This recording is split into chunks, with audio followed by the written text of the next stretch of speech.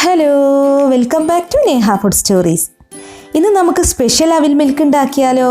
ഈ ചുട്ടു പൊള്ളുന്ന ചൂടത്ത് നമ്മൾ മലയാളികൾക്ക് ഏറ്റവും കൂടുതൽ ഇഷ്ടം അവിൽ മിൽക്കൊക്കെ കഴിക്കാനാണ്. അപ്പം നമ്മൾ ബേക്കറിയിൽ നിന്ന് വാങ്ങി കഴിക്കുന്ന അവിൽ മിൽക്കിനേക്കാൾ കൂടുതൽ ടേസ്റ്റി ആയിട്ട് നമുക്ക് വീട്ടിൽ തന്നെ സ്പെഷ്യൽ അവിൽ മിൽക്ക് ഉണ്ടാക്കാം കേട്ടോ. വളരെ എളുപ്പത്തിൽ ഉണ്ടാക്കാൻ ചെയ്യാവുന്ന നല്ല ടേസ്റ്റുമാണ്.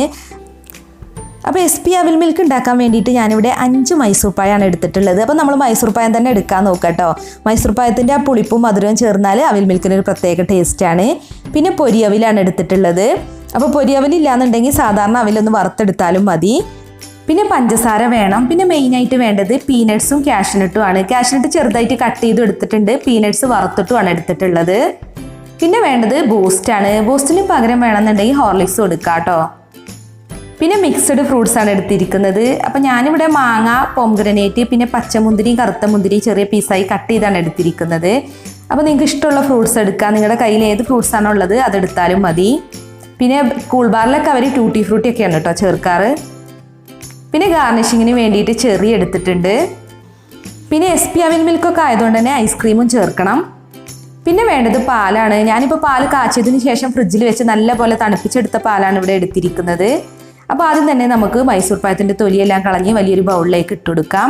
ഇനി ഈ പഴമൊക്കെ ഒന്ന് നല്ല പോലെ ഉടച്ചെടുക്കണം കേട്ടോ. അപ്പോൾ നമ്മൾ ഒരിക്കലും മിക്സിയുടെ ജാറിലിട്ടാണ്ട് ഇത് അടിച്ചെടുക്കരുത്. അങ്ങനെ ആകുമ്പോൾ അവിൽ മിൽക്കിൻ്റെ ടേസ്റ്റ് മാറും.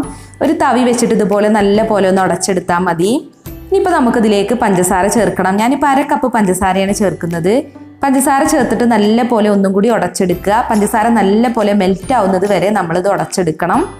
പഴമൊക്കെ നല്ല പോലെ ഉടഞ്ഞ് കിട്ടിയിട്ടുണ്ട്. ഇനി ഇതിലേക്ക് പാല് ചേർക്കാം. 1/2 ലിറ്റർ പാലാണ് കേട്ടോ അപ്പോൾ ഞാൻ ചേർക്കുന്നത്. പിന്നെ നമുക്ക് പൊരിയവിൽ ഇട്ട് കൊടുക്കണം. ഞാനിപ്പോൾ 250 ml കപ്പിന് 1 കപ്പ് അവിലാണ് ഇതിലേക്ക് ചേർക്കുന്നത്. പിന്നെ നമ്മൾ ഗ്ലാസ്സിൽ സെർവ് ചെയ്യുമ്പോൾ കുറച്ചും കൂടി അവിലിട്ട് കൊടുക്കാം. അപ്പോൾ അവിൽ ചേർത്തിട്ട് ഇത് നല്ല പോലെ ഒന്ന് മിക്സ് ചെയ്യുക.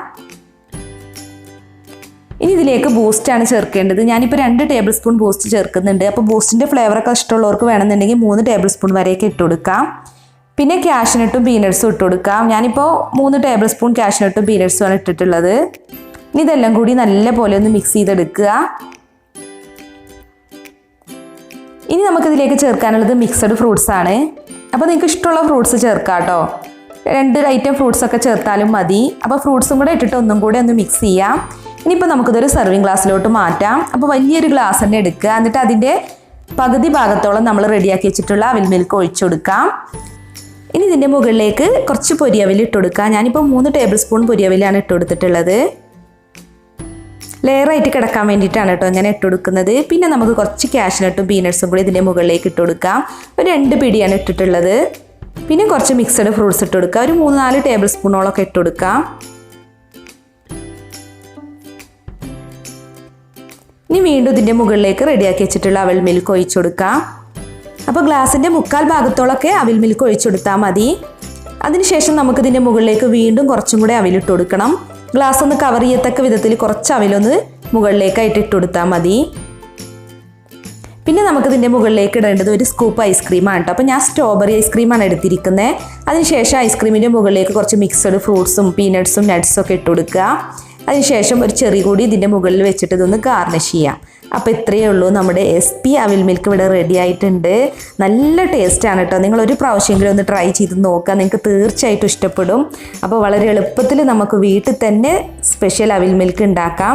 അപ്പോൾ എല്ലാവരും ട്രൈ ചെയ്ത് നോക്കിയിട്ട് നിങ്ങളുടെ ഫീഡ്ബാക്ക് ഒന്ന് അറിയിക്കുക. അപ്പോൾ വീഡിയോ കണ്ടിട്ട് ഇഷ്ടമായിട്ടുണ്ടെങ്കിൽ ലൈക്ക് ചെയ്യുക, ഷെയർ ചെയ്യുക. അതുപോലെ നിങ്ങളുടെ വിലയേറിയ അഭിപ്രായങ്ങളൊന്ന് കമൻറ്റ് ചെയ്യണം കേട്ടോ. പിന്നെ നമ്മുടെ ചാനൽ സബ്സ്ക്രൈബ് ചെയ്യാത്തവരുണ്ടെങ്കിൽ ഒന്ന് സബ്സ്ക്രൈബ് ചെയ്ത് സപ്പോർട്ടും കൂടി ചെയ്യുക.